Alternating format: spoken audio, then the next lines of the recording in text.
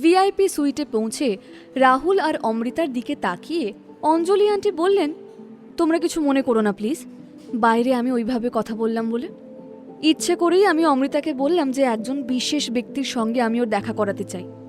আসলে ওদের মুখের ওপর জবাব দিতে ইচ্ছে করছিল। এর থেকে ভালো জবাব আর কি হতে পারে বলো?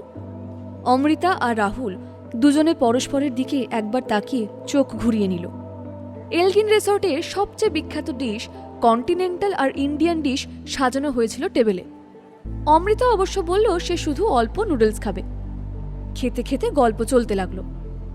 অমৃতা জানালো সে রাহুলের ঠাম্মার অপারেশন করবে। কথাটা শুনেই অঞ্জলি আন্টি বললেন, তুমি তো বর্ধমান অব্দি যাচ্ছই, তাহলে কিন্তু অপারেশনের পর সোজা চলে আসবে কলকাতায়। আমাদের বাড়িতে এসে থাকবে তুমি। জানো, তোমার দিদিমা তোমার মা চলে যাবার পর থেকে কেমন অসুস্থ হয়ে পড়েছেন। উনি তো বিছানা থেকেই আর এখন উঠতে পারেন না। সারাক্ষণ শুধু একটাই কথা বলেন, একদিন না একদিন ওনার মেয়ে ঠিক ফিরে আসবে। তুমি যদি গিয়ে ওনার সামনে দাঁড়াও তাহলে হয়তো উনি সান্ত্বনা পাবেন। যাবে তো মা? অমৃতার তার এই নতুন পাওয়া পরিবারের সঙ্গে সময় কাটাতে যেমন ভালো লাগছিল, তেমনই সে ভিতরে ভিতরে একটা সংকোচ অনুভব করছিল। তাছাড়া হিয়া যে কেমন দুষ্টু তা তো অমৃতা জানে। তাকে নিয়ে কারো বাড়ি গিয়ে থাকাটা অমৃতার জন্য বেশ অস্বস্তিকর। কিন্তু অঞ্জলি আন্টি এতটাই আন্তরিকভাবে কথাগুলো বললেন যে অমৃতা না করতে পারল না। সে রাজি হল। রাহুল সারাটা সময় বরাবর অমৃতার দিকে তাকাচ্ছিল, যেন অমৃতার দিক থেকে সে চোখ ফেরাতেই পারছে না। এমন সময় অমৃতার মোবাইল বেজে উঠল। হিয়া ফোন করেছে। সে ফোনে বলল, মা, আমি আমাদের রিসর্টের রুমে চলে এসেছি। কথাটা শুনে অমৃতার মাথা গরম হয়ে গেল। অমৃতা হিয়াকে বারবার বলেছিল যে মামি দিদার সাথে সে হিয়ার পরিচয় করাতে চায়, কিন্তু মেয়েটা দিন দিন এমন বাদর হয়ে যাচ্ছে যে একটা কথাও শুনতে চায় না।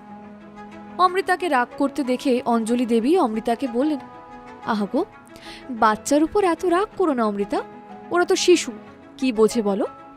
যখন যেমন ইচ্ছে হয় করে ওদের মন মর্জি মতো।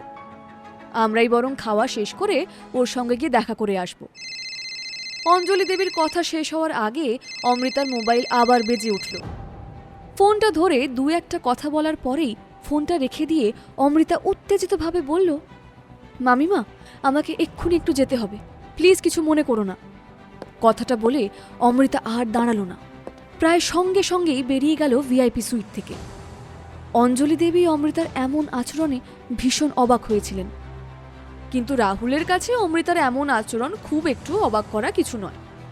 আসলে অমৃতাকে ফোনটা করেছিল ফার্মা কোম্পানির ম্যানেজার অনন্ত বর্মন। অনন্ত কাকুর সঙ্গে আগেই অমৃতার কথা হয়ে গিয়েছিল, দেখা করার কথা ছিল তাদের। এখানে পরপর এমন সব ঘটনা ঘটল যে অমৃতার মাথা থেকেই বেরিয়ে গিয়েছিল ব্যাপারটা। এখন অনন্ত কাকুর ফোন পেয়ে সে কথা মনে পড়তেই হুড়োহুড়ি করে বেরিয়ে গেল অমৃতা। দার্জিলিংয়ের মলের একটা মাঝারি মানের রেস্তোরাঁয় মুখোমুখি বসেছিল অমৃতা আর অনন্ত। আমার তোমাকে দেখে কি মনে হচ্ছে জানো মা? যেন সাক্ষাৎ স্নিগ্ধা দিদিমণি আমার সামনে বসে আছে। হুবহু সেই রকম চোখ, মুখ, হাঁটা চলা সব কিছু। আপনার সঙ্গে আজ কয়েকটা জরুরি কথা বলবো বলে এসেছি অনন্ত কাকু। আমাদের ফার্মা কোম্পানির এখন কেমন আয় হচ্ছে আপনি বলতে পারবেন? প্রতি বছর 1,00,000 টাকা মতন আয় হয় কোম্পানি থেকে, বিশ্বাস করো মা। আমি আমার বুদ্ধির অভিজ্ঞতা, কর্মদক্ষতা সব কিছু দিয়ে সবচেয়ে সেরাটুকুই চেষ্টা করি, কিন্তু কোম্পানির ক্রাইসিস কাটিয়ে উঠতে পারছি না কিছুতেই। তবে তুমি যদি মনে করো যে আরও কোনো দক্ষ হাতে তুমি এই দায়িত্ব দিতে চাও, তাহলে সেটা দিতেই পারো। সত্যিই তো আমি বুড়ো হচ্ছি, এখন হয়তো আর এমনভাবে দায়িত্ব সামলানোর ক্ষমতা আমার মধ্যে নেই। একটা দক্ষ হাতে পড়লে এই কোম্পানিটা হয়তো অনেকটা উন্নতি করতে পারবে। এসব কি বলছেন আপনি অনন্ত কাকু?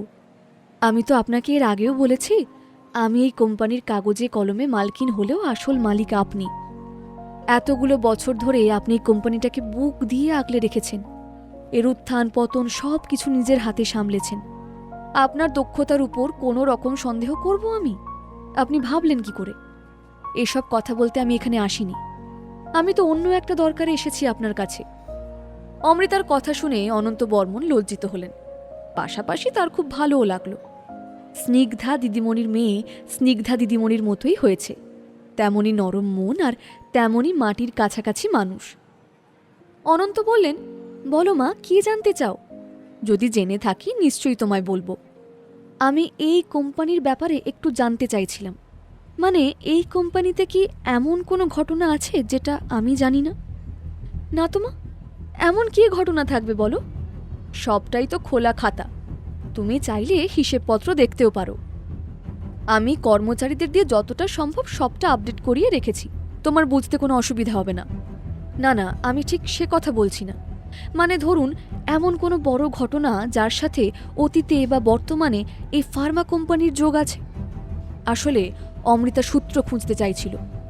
তার কাছে এটা খুবই রহস্যজনক মনে হচ্ছিল, একটা ছোট্ট ফার্মা কোম্পানি যার ইয়ারলি প্রফিট 5 লাখের বেশি নয়, তেমন একটা কোম্পানির জন্য চ্যাটার্জি ইন্ডাস্ট্রিজ বা ব্যানার্জি পরিবারের এত উৎসাহ কিসের? কেন তারা চাইছে ওই ফার্মা কোম্পানি যে মেয়ের নামে তার সাথে নিজের ছেলের বিয়ে দিতে? কি রহস্য লুকিয়ে আছে এই ফার্মা কোম্পানিতে? আচ্ছা কাকু, আপনি বলতে পারবেন আমার মা এই ফার্মা কোম্পানি ছাড়া আমার জন্য আর কিছু রেখে গেছেন কিনা? রেখে গেছেন তো মা, অনেক কিছু রেখে গেছেন। কি কাকু, কি রেখে গেছেন? অনন্ত বললেন, নিজের অংশই তো নিজে রেখে গেছেন তোমার মধ্যে। তোমার দক্ষতা, তোমার মানবিকতা, এ সবটাই তো তোমার মায়ের অংশ, আর সেটাই তোমার মায়ের দেওয়া উপহার তোমাকে। জানি কাকু, কিন্তু আমি ঠিক সেই রকম কথা বলছি না। আমি বলছি তেমন বস্তুবাদী কিছু কি রেখে গেছেন আমার জন্য, যেটা উনি আপনাকে বলে গেছেন?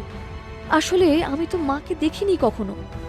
না মা, তেমন কিছু তো দিদিমণি কখনো বলেননি, কোনো নির্দেশও দিয়ে যাননি। আচ্ছা, আর একটা কথা আমাকে বলুন তো, আমাদের এই ফার্মা কোম্পানিটা কি কখনো চ্যাটার্জিরা কেনার জন্য চেষ্টা করেছিল? অনন্ত বর্মন আকাশ থেকে পড়লেন। এবারেও একটু মাথা চুলকে বললেন, না, তেমন কোনো কিছু তো কখনো ঘটেনি। আসলে এই কোম্পানি কিনে কারই বা কি লাভ হবে? কোম্পানি তো কয়েক বছর ধরে খুবই খারাপ অবস্থার মধ্যে দিয়ে চলছে। আচ্ছা মা অমৃতা, তুমি তো এখন এসে গেছো, এই কোম্পানির দায়িত্ব তো তুমিও বুঝে নিতে পারো। আমার বিশ্বাস তুমি হাল ধরলে কোম্পানি আবার ঘুরে দাঁড়াবে। অমৃতার কোনোদিনই ব্যবসা বাণিজ্যের দিকে বিশেষ আগ্রহ ছিল না। সে তাই একটু হেসে বলল, না কাকু, যেভাবে আপনি সামলাচ্ছেন এভাবেই সামলান। আমি না হয় শুধু কাগজে কলমেই রইলাম। আপনার কাছ থেকে সবটুকু জেনেই আমাকে পা ফেলতে হবে। কথা কটা বলে অমৃতা উঠে দাঁড়ালো। মনে মনে তখন তার অনেকগুলো প্রশ্ন ঘোরাফেরা করছে। যদি এই ফার্মা কোম্পানিকে নেবার জন্য চ্যাটার্জিরা এতই মরিয়া, তবে তো তারা এই কোম্পানিটাকে কেনার কথা বলতে পারত। এই ছোট্ট ফার্মা কোম্পানি যার লাভ এত কম, সেই কোম্পানির বাজার মূল্য কতই বা হবে? চ্যাটার্জিদের পক্ষে অন্তত সেটা না দেবার মতো নয়। কিন্তু কোম্পানি কেনার বদলে তারা কেন অন্য পথে চাইছে কোম্পানিটাকে? এই প্রশ্নগুলো আজও অমীমাংসিতই রয়ে গেল। অমৃতা যখন সেখান থেকে উঠে চলে আসছে, তখনই অনন্তবাবু বললেন, মা অমৃতা, এখন কি তাহলে ওই কোম্পানির লভ্যাংশ তোমার অ্যাকাউন্টে পাঠিয়ে দেব? তোমায় কিছুই করতে হবে না, শুধু তোমার ব্যাংক ডিটেলস দিলেই আমি সব ব্যবস্থা করে দেব। ওই সামান্য কটা টাকার যে খুব আহামরি দরকার ছিল অমৃতার তা নয়, কিন্তু তার মনে হলো তার মায়ের কোম্পানির এই টাকাগুলো আর সে প্রদ্যুৎবাবু বা সুলেখা দেবীকে ভোগ করতে দেবে না। তাই সে নিজের ব্যাংক ডিটেলস দিয়ে দিল। এলগিন রিসর্টে রাহুলের সুইটে বেশ অনেকক্ষণ ধরে অপেক্ষা করছিল সুনীল। সুনীলের ঠিক সামনে সোফায় বসেছিল আর্য আর সাম্য। আর্যর চোখে এখনো পর্যন্ত সুনীলের প্রতি ভয় জমা হয়ে আছে। আর্যর ভীতু ভীতু চোখের দিকে তাকিয়ে সুনীল ভাবছিল, এই ছেলেটাকে কি ভেবে রাহুল তাদের রায়চৌধুরী ইন্ডাস্ট্রিজের সর্বেশ্বর করতে চাইছে ভগবান জানে। একে দেখলে তো মনে হয় না গায়ে কোনো শক্তি আছে বা মাথায় কোনো বুদ্ধি আছে। সুনীল যখন এইসব ভাবছে, ঠিক তখনই সুইটে প্রবেশ করলো রাহুল। রাহুলকে দেখে সুনীল উঠে দাঁড়ালো। সুনীলের কাছে রাহুল ছিল তার নায়ক। রাহুলের মতন বুদ্ধি বা শক্তি কোনোটাই তার ছিল না। সেই জন্যই রাহুলকে সে নিজের হিরো মনে করত। রাহুল, আমাকে দাদুভাই পাঠালো। শুনলাম তুমি নাকি ঠাম্মার অপারেশনের জন্য বর্ধমান যাচ্ছ। দাদুভাই বলল আমাকেও তোমার সঙ্গে যেতে। অ্যাটলিস্ট পরিবার থেকে দুজনের তো অন্তত থাকাই উচিত, তাই না রাহুল? কথাটা যুক্তিযুক্ত দেখে রাহুল আর না করল না। রাহুল বলল, ঠিক আছে, তুমি যেও আমাদের সঙ্গে। রাহুল, যখন বর্ধমান অবধি যাচ্ছি তখন ভাবছি একবার তুমি যে গুরুর কাছ থেকে মার্শাল আর্টে ট্রেনিং নিয়েছো তার কাছে আমিও একটা ট্রেনিং করে নিই। Rahul Bhagirath martial art training সেন্টারের ধনঞ্জয় সামন্তর কাছ থেকে মার্শাল আর্ট শিখেছিল। গুরু হিসেবে ধনঞ্জয় স্যারকে পাওয়া সাংঘাতিক ভাগ্যের ব্যাপার। সারা ভারতবর্ষে যে 2টি মার্শাল আর্ট ট্রেনিং সেন্টার আছে তার মধ্যে এই Bhagirathi martial art training centre অন্যতম। সুনীলের কথা শুনে রাহুল বলল, ঠিক আছে, ওখানে পৌঁছে আমি তোমাকে আমার গুরুর কাছে পাঠিয়ে দেব। তবে আর্যকেও তুমি সঙ্গে করে নিয়ে যাবে, ওকেও মার্শাল আর্ট ট্রেনিং দেওয়া দরকার। কথাটা শুনে অত্যন্ত বেজার হয়ে যায় সুনীল। এই তালপাতার সেপাইকে রাহুল ট্রেনিং দিতে চায়। আসলে রাহুলও কখনো ভাবেনি যে আর্যকে মার্শাল আর্টে ট্রেনিং দেওয়াবে, কিন্তু রিসেন্টলি আর্য যেসব মেইলি কাজকর্ম করছে তাতে তার মনে হয়েছে আর্যকে মার্শাল আর্ট শেখালে হয়তো তার মধ্যে ছেলেসুলভ গুণগুলোর বিকাশ ঘটবে। তাই জন্যই রাহুলের এই সিদ্ধান্ত। কিন্তু রাহুলের এই সিদ্ধান্ত কি বিপদ ডেকে আনবে ছোট্ট আর্যর জীবনে? আজই ডাউনলোড করুন পকেট এফএম এর অ্যাপটি আর শুনতে থাকুন এক যে ছিল কন্যা। লিঙ্কটি রয়েছে ডেসক্রিপশনে।